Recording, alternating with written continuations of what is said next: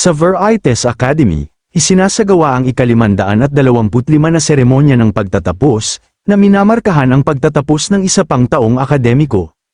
Kabilang sa mga nagtapos ay si Bernel Mark, isang iskolar na kilala bilang pinakadakilang bagong pasok ng akademya at ang pinakamasamang nagtapos nito. Nang matanggap ni Bernel ang kanyang diploma, ilang tao ang lumapit sa kanya upang bumati. Gayunpaman, ang kanilang presensya ay agad na nagpabagabag sa kanya. Sa sandaling pinalibutan nila siya, ipinaalala nila sa kanya na oras na upang bayaran ang perang utang niya sa kanila. Kinabahan si Bernel at tumawa, alam na halos lahat ng pag-aari niya ay nakabaon sa utang. Ang mga lalaking iyon ay paulit-ulit pang bumisita sa bahay ni Bernel upang hingi ng kanilang pera, ngunit patuloy na humihingi si Bernel ng mas maraming oras. Ipinaalala nila sa kanya na naghintay sila ng mga taon, matiyag ang umaasa na sa wakas ay makakapagtapos siya at mababayaran ang kanyang utang. Habang naroon sila, biglang may napansin ng isa sa mga lalaki na isang kasuklam-suklam na amoy na nagmumula sa isang lugar sa malapit. Hindi nagtagal ay natuklasan niya ang isang nakakatakot na bangkay ng hayop at nadiri sa nakita. Mabilis na nagpanik si Bernel at nilinaw na ito ay hindi ordinaryong hayop, kundi ang bangkay ng isang halimaw. Ipinaliwanag niya na ang kanyang pananaliksik ay nakatuon sa paggawa ng mga walang kwentang bangkay ng halimaw bilang mana stones at mga pinagkukunan ng enerhiya.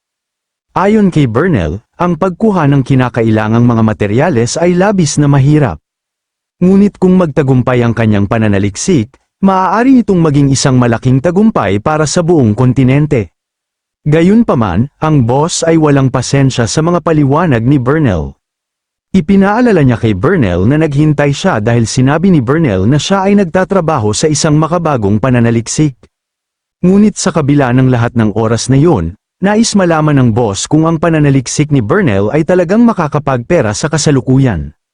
Kinabahan ni Bernel na inamin na marahil ay hindi, kahit hindi pa, dahil mayroon pa ring napakaraming problema na kailangang malampasan.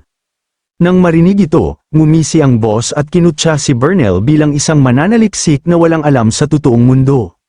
Pagkatapos ay iniutos niya kay Bernel na talikuran ang kanyang pananaliksik at inalok siya ng ibang paraan upang mabayaran ang kanyang napakalaking utang.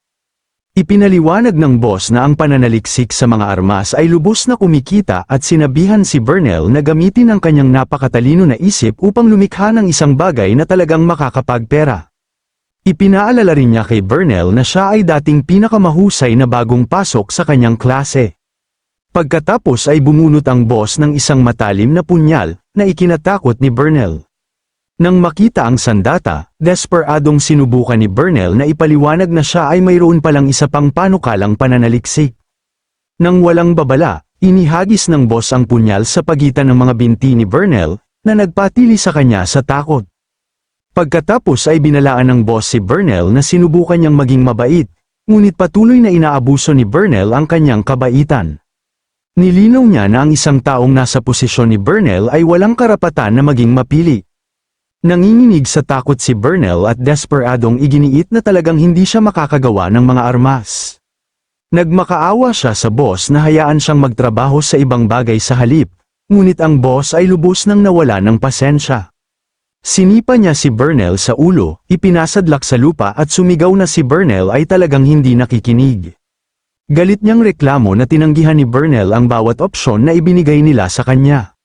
Sa pag-abot ng kanyang galit sa limitasyon, sinabi ng boss kay Bernel na mamatay na lamang. Ipinaalala niya kay Bernel na bilang mga loan shark, hindi nila kayang mawalan kahit isang baryang pilak. Pinalibutan ng mga loan shark si Bernel at patuloy na binugbog ng mga suntok at sipa. Sumigaw si Bernel sa sakit at nagmakaawa na huwag siyang tamaan sa ulo. Habang nagpapatuloy ang malupit na pagbugbog, nagsimulang matakot si Bernel na baka siya ay mamatay na. Sa sandaling yun, may biglang dumating sa pinangyarihan at inutusan ng mga loan shark na tumigil. Mahinahong nagkomento ang bagong dating na tila siya ay dumating sa tamang lugar. Inihayag na ang bagong dating ay si Ferdy, na nagpaliwanag na mayroon din siyang negosyo kay Bernel. Habang naninigarilyo, tiningnan ng loan shark boss si Ferdy at inakalang siya ay isang mayamang bata mula sa labas ng bayan. Pagkatapos ay tinanong niya kung si Bernel ay may utang din kay Ferdy. Mahina hong itinanggi ito ni Ferdy, pagkatapos ay sinabi ng boss kay Ferdy na maghintay sa kanyang pagkakataon. Ipinaliwanag na una niyang bubugbugin si Burnell ng sapat upang matiyak na makakapagsalita pa rin ito. Gayunpaman, ipinaliwanag ni Ferdy na ito ay magiging problema. Ipinakita ang eksena kung saan si Burnell ay nakahandusay sa lupa, malubhang nasugatan matapos ang pagbugbog. Ipinaliwanag ni Ferdy na hindi niya kailangan ang bibig ni Burnell. Ang kailangan niya talaga ay ang utak ni Burnell. Sa halip, inialok ni Ferdy na bayaran ang buong utang ni Burnell mismo. Inihayag ng loan shark boss na ang kabuuang utang, kasama ang interes, ay umabot sa mabigat na 72 gintong barya. Pagkatapos ay nag-alinlangan siya kung si Ferdy ay talagang mayroong ganoong karaming pera. May kumpiyansang tiniyak ni Ferdy sa kanya na mayroon siya. Pagkatapos ay inilagay niya ang isang sako na puno ng malamig at kumikinang na mga barya sa lupa. Mahina hong sinabi ni Ferdy na mayroon siyang higit sa sapat na pera upang bayaran ang utang. Ang mga loan shark ay lubos na nagulat sa nakita nilang pera. Tumingin ang boss kay Burnell at mumisi, natanto na si Burnell ay may isang taong ganito kay ama na sumusuporta sa kanya. Pagkatapos ay sinabi niya na si Burnell ay tunay na mapalad. Sa harap ng bayad, idineklara ng boss na ang utang ni Burnell ay sa wakas ay na-cleared na. Sa sandaling inabot ng loan shark boss ang mga gintong barya, biglang hinawakan ni Rory ang kanyang kamay. Binalaan ni Ferdy ang boss na hindi pa tapos ang kanilang usapan at tinanong kung saan niya iniisip na inilalagay ang kanyang mga kamay. Ang loan shark boss ay umungol sa sakit at hiniling na malaman kung ano ang ibig sabihin ni Ferdy. Inakusahan niya si Ferdy ng pagbabago ng mga tuntunin ng kanilang kasunduan. Ipinaalala ni Ferdy sa kanya na malinaw niyang sinabi na gusto niya ang utak ni Burnell. Gayunpaman, matapos makita si Burnell na bagbog ng ganito kalubha, nag-alinlangan siya na ang utak ni Burnell ay gumagana ng maayos. Pagkatapos ay nagtalo siya na kung sinira ng mga loan shark ang paninda, dapat silang managot sa pagbabayad ng kabayaran. Samantala, si Burnell ay nakaupo sa malapit sa isang malubhang sugatang at lubos na naguguluhan na estado. Hindi maintindihan ang nangyayari, ang loan shark boss ay natulala sa hindi kapani-pani walang logika ni Ferdy at ipinaalala sa kanya na si Burnell ay isang tao, hindi isang paninda. Desperado niyang hiniling na bitawan ni Rory ang kanyang kamay. Nagulat din ang boss na ang isang batang babae ay maaaring magkaroon ng gayong hindi kapani-pani walang lakas. Sa wakas ay binitawan ni Rory ang kanyang kamay, na nag-iwan sa kanyang pulso sa matinding sakit. Pagkatapos ay sinabi ni Ferdy kay Rory na umaasa siya sa kanya. Mahina hong tumugon si Rory na tila hindi na niya kailangang makialam. Pagkatapos ay pinakawalan niya ang kanyang napakalakas na mana, agad na lumikha ng isang mapang-ipang kapaligiran na pumihil sa mga loan shark na kumilos.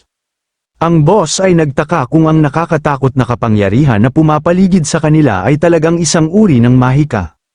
Pagkatapos ay iniharap ni Ferdy sa mga loan shark ang dalawang pagpipilian.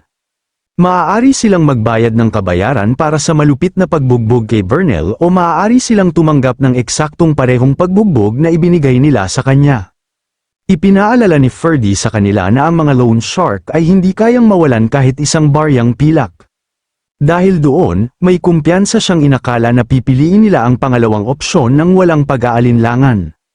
Pagkatapos ay idineklara niya na lahat sila ay makakatanggap ng nararapat na pagbugbog upang ayusin ang kanilang utang. Naghanda si Rory na lumaban at sa sandaling makita siya ng loan shark boss, siya ay lubos na natakot. Pagkatapos ay sinimulan ni Rory na bugbugin ang mga loan shark ng isa-isa. Ang kanilang masakit na mga sigaw ay umalingaw-ngaw sa lugar habang si Rory ay nagpatuloy sa kanyang malupit na pag-atake. Makalipas ang ilang oras, ang mga loan shark ay lubos na binugbog at sa wakas ay umalis sa lugar. Nang sila ay umalis na, lumingon si Burnell kina Ferdy at Rory at taos-pusong nagpasalamat sa pagliligtas sa kanya. Inamin niyang wala siyang ideya kung paano niya mababayaran ang kanilang ginawa. Pagkatapos ay ipinakilala ni Burnell ang kanyang sarili bilang Burnell Mark na kilala rin bilang Messi Scholar. Tinanong din niya si Ferdy ng kanyang pangalan. Ipinakilala ni Ferdy ang kanyang sarili bilang Ferdy Valdrova. Sa sandaling marinig ni Burnell ang kanyang pangalan, siya ay lubos na nagulat. Agad siyang lumuhad at natanto na si Ferdy ay kabilang sa pamilya Valdrova. Pagkatapos ay humingi ng tawad si Burnell sa hindi pagkilala sa asawa ng Grand Duke. Mahina hong ipinaliwanag ni Ferdy na makatwiran na hindi alam ni Burnell ang sitwasyon, kaya walang dahilan para mag-alala siya. Pagkatapos ay inihayag niya na ang tunay na dahilan ng kanyang pagdating ay dahil nalaman niya ang tungkol sa pananaliksik ni Burnell. Nang marinig yun, lubos na natulala si Burnell, halos hindi makapaniwala na may isang taong talagang interesado sa kanyang pananaliksik. Kinumpirma ni Ferdy na narinig niyang si Burnell ay nagsasaliksik ng mga paraan upang magamit ang mga bangkay ng halimaw. Nagpatuloy siya sa pagpapaliwanag na ang malayong silangan ay may walang katapusang supply ng mga halimaw, na ginagawa itong perpektong lugar para sa gayong pananaliksik. Pagkatapos ay inanyayahan ni Ferdy si Burnell na pumunta sa kastilyo ng Valdrova. Nangako siyang susuportahan ang pananaliksik ni Burnell nang walang anumang paghihigpit. Tiniyak niya sa kanya na ang bawat materyal, lahat ng pondo, at ang kinakailangang mga pasilidad sa pananaliksik ay ibibigay. Si Burnell ay napuno ng labis na kagalakan, ang kanyang kalooban ay agad na lumiwanag, at hindi niya maitago ang kanyang pananabik habang masaya siyang tumugon sa hindi inaasahang alok. Sa panunood sa masayang kilos ni Burnell, tahimik na ibinulong ni Rory kay Ferdy na nagtataka siya kung si Burnell ay talagang nasa tamang pag-iisip. Matapos payagan si Burnell na mag-enjoy sa sandaling iyon, sa wakas ay inihayag ni Ferdy ang kondisyon na nakalakip sa kanyang alok. Bilang kapalit ng pagtanggap ng kumpletong suporta, si Burnell ay kailangang gumawa ng mga armas sa pamamagitan ng kanyang pananaliksik. Sa sandaling marinig ni Burnell ang kondisyong yun, na wala ang ngiti sa kanyang mukha, agad niyang tinanggihan ang panukala dahil naniniwala siyang ang mga armas ay kumukuha lamang ng buhay ng mga tao at sumisira ng kapayapaan. Ang kanyang pinakamalaking hiling ay ang manatiling mapayapa ang lupain. Kinilala ni Ferdy na si Burnell ay tunay na nagpapahalaga sa kapayapaan. Gayunpaman, inilipat niya ang usapan patungo sa mga halimaw na ginagamit ni Burnell sa kanyang pananaliksik at ipinaliwanag ang malupit na katotohanan sa likod ng mga ito. Inihayag ni Ferdy na ang isang halimaw sa malayong silangan ay may kakayahang pumatay ng hindi mabilang na mga tao. Si Burnell ay lubos na nagulat habang nakikinig, nagpatuloy si Ferdy sa pagpapaliwanag na minsan sa bawat 3 araw, ang Grand Duke ay personal na nagmamarcha sa mga hanay sa harapan kung saan nagtitipon ang mga napakalaking halimaw. Ang mga nakakatakot na halimaw na ito ay nagtataglay ng sapat na kapangyarihan upang burahin ang isang buong lungsod tulad ng askla sa isang iglap. Sa bawat pagkakataon na pumapasok ang Grand Duke sa labanan, inilalagay niya ang kanyang sariling buhay sa panganib habang nakikipaglaban sa mga halimaw na yun sa mga hanay sa harapan. Samantala, ang mga taong walang alam sa malupit na katotohanan iyon ay namumuhay lamang ng payapa, nakatayo sa mga sakripisyong ginawa ng Grand Duke habang kumikilos na parang walang mali. Dahil sa katotohanan iyon, ipinaliwanag ni Ferdy na desperado niyang kailangan ng isang taong may kakayahang lumikha ng makapangyarihang mga armas na makakatulong sa pagpapabagsak sa mga halimaw na iyon. Sa pamamagitan lamang ng pagpapalakas ng kakayahan ng sangkatauhan na lumaban ay sa wakas ay magagawa niyang pag-aani ng pasanin ng Grand Duke. Iyon ang tunay na dahilan kung bakit nais ni Ferdy na kunin si Burnell. Nais niya ang mismong taong kinukutya ng lahat upang maging punong mananaliksik ng kastilyo ng Valdrova. Sa pagtatapos ng kanyang pagpapaliwanag ng kanyang mga intensyon, iniharap ni Ferdy kay Burnell ang isang opisyal na liham ng appointment. Si Burnell ay natahimik at lubos na natulala sa alok na inilagay sa harap niya. Kahit na ganoon, nag-alinlangan pa rin si Burnell, sa kaibuturan, nahirapan siya sa pag-iisip ng paggawa ng mga armas gamit ang kanyang sariling mga kamay. Inihayag ng narasayon ang kinabukasan ni Burnell, siya ay kalaunan ay makikilala bilang Messi Burnell Mark, ang napakatalino na iskolar na magdadala sa panahon ng magical engineering. Ang kinabukasan na alam ni Ferdy ay nagpakita na si Burnell ay sa huli ay magiging isang taong handang makipagdigma upang protektahan ang kapayapaan.